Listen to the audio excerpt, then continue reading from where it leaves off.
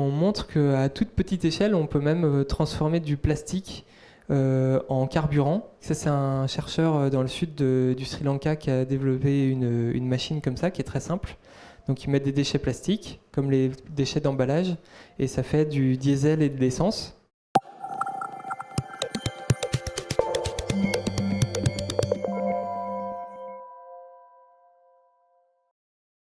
Toutes les innovations qui sont utiles, qui répondent en général à des besoins de base comme l'accès à l'eau, l'énergie ou la nourriture, qui sont accessibles à tous, et c'est la différence avec les high-tech. Elles peuvent être fabriquées, construites sans des compétences très pointues ou des outils très avancés, et elles sont durables, respectueuses de l'environnement. La plupart du temps, ça utilise des ressources locales en fait. Là, on voyait par exemple l'éolienne, et qui est faite avec des moteurs d'imprimantes recyclés. Et en fait, quand on fixe des pales à ces moteurs d'imprimantes, ça produit de l'électricité, et tout peut être fait localement. En Inde, à Chennai, dans le sud-est de l'Inde, on a installé un système qui s'appelle un biofiltre. C'est des bactéries qui transforment des déchets organiques en nutriments pour les plantes. Par exemple, vous pouvez prendre vos eaux grises, de l'eau, de l'urine, etc. Et c'est des bactéries qui transforment l'ammoniac en nitrate. Et c'est ça dont ont besoin les plantes. Et on met des plantes dont on peut tout manger, des légumes-feuilles. Donc, c'est aussi, ce que vous avez fait à bord ? Ouais, c'est ce qu'on a fait à bord. Il y a beaucoup de gens qui postent des vidéos d'une idée qu'ils ont eue, qui inspire quelqu'un à l'autre bout du monde, qui inspire quelqu'un, etc. Et par rebond comme ça, c'est viral. C'est viral. S'il y a une espèce de recherche collaborative, open source, en accès libre, qui existe et qui permet à plein d'innovations en fait, d'avancer de manière très efficace et sans qu'il y ait beaucoup de moyens, sans qu'il y ait de brevets, etc. Et c'est là qu'on s'est dit, ce serait génial de pouvoir aller tester chacune de ces solutions, rencontrer les inventeurs pour voir lesquelles sont bonnes, lesquelles sont moins bonnes, et avec les meilleures, les documenter et elles les diffuser.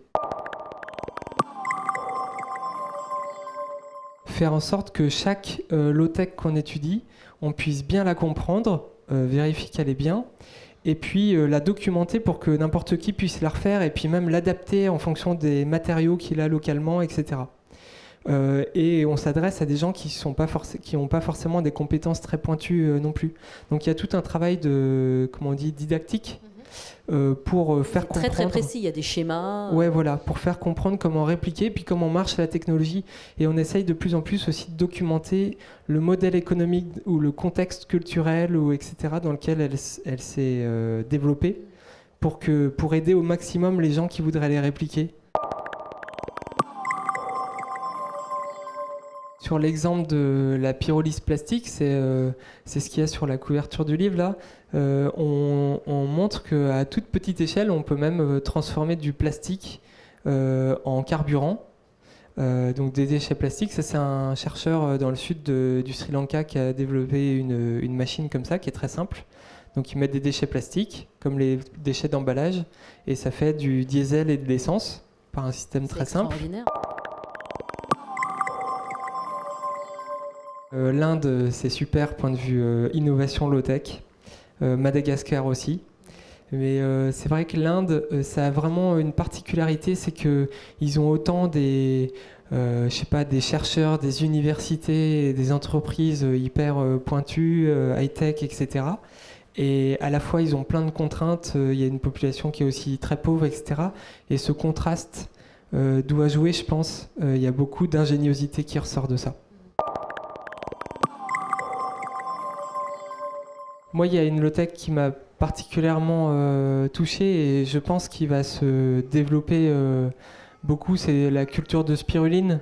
Dans le sud de Madagascar, c'est une dame qui a fait une ferme de culture de spiruline. Donc c'est une microalgue qui est pleine de protéines et il y a des vitamines et des minéraux. Et il se trouve qu'elle permet de contrer les principales carences alimentaires qu'il y a dans le monde, qui sont protéines, vitamines A et fer. Et donc ça peut intéresser pas mal de gens dans le monde. Et c'est un savoir-faire qui peut se diffuser assez facilement. Ça peut être démarré à petite échelle. Vous pouvez même faire ça dans un aquarium pour vous faire la main au début. Ça demande assez peu de ressources. assez peu d'investissement. C'est un bon exemple parce que économiquement ça marche et ça a un super impact localement. Mais on voit qu'il y a déjà pas mal de gens qui changent de mode de vie, qui deviennent, par exemple, tu as dû entendre parler du mouvement Zero Waste, Zéro Déchet, ceux qui essayent de pas faire de déchets, et puis ça modifie tout leur mode de vie en fait, ou les véganes, les végétariens, les locavores, les minimalistes, les néo-ruraux, les décroissants, etc. Tous ces gens-là qui adoptent des modes de vie en fait assez engagés. Et ça, je trouve que c'est un petit peu peut-être l'erreur qui a été faite par les écolos depuis des décennies, de dire on doit couper notre robinet quand on se lave les dents ou on doit éteindre la lumière. Enfin, c'était présenté, je trouve, plus comme des contraintes, alors que quand on regarde tous ces gens-là qui vivent plus dans une sobriété heureuse ou qui adoptent ces modes de vie, on a vraiment l'impression qu'ils font ça aussi parce qu'ils pensent vivre mieux grâce à ça. Et que j'espère qu'on va pas tous évoluer vers un mode de vie, mais que chacun, en fonction de sa personnalité, en fonction de son contexte, va adopter un mode de vie. Et voilà, chacun son truc.